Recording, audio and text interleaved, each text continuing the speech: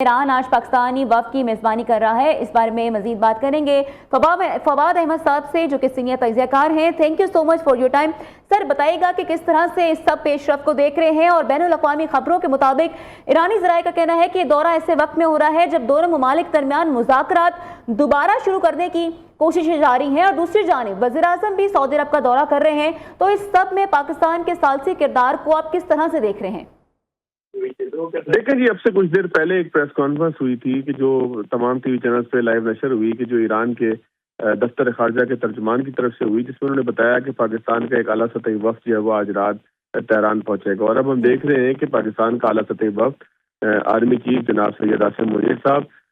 जनाब सैयद मोहसिन नकवी और दीगर जो पाकिस्तान का सफारती अमला है, या आप उसको कह लें कि मुज़ाकराती अमला है, या दफ्तर खारजा से मुताल्लिक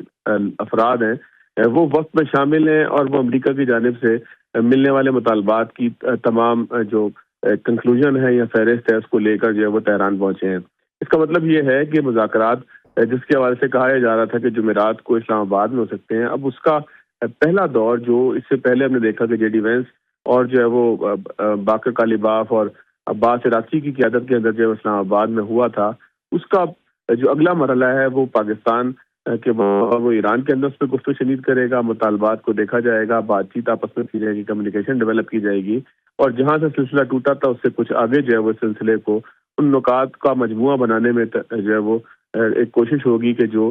अमेरिका तक पेश किए जाएं, और जिसके बाद एक कोई मुश्तरका अमल तय हो सके। इस हवाले से जो है वो कुछ देर पहले हमने देखा था कि प्रेस कॉन्फ्रेंस में जो ईरानी दफ्तर खारजा है उसके तर्जुमान का ये भी कहना था कि अब हम जो है वो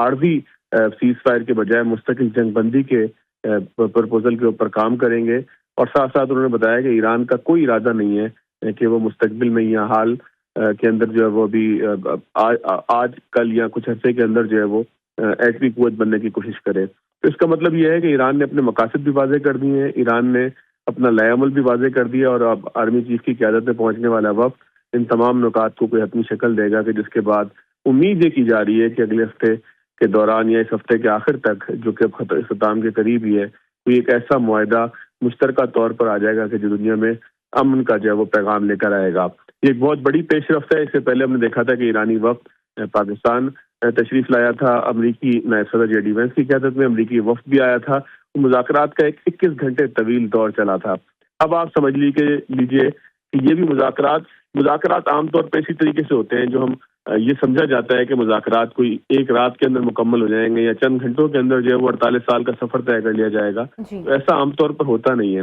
अब इस मुज़ाकरात का जो ये दूसरा दौर है, इसके नतीजे में आप ये कह सकेंगे कि शायद हालात मामलात वहां तक पहुंच जाएं कि हम किसी मामलात कहां तक पहुंच जाएंगे।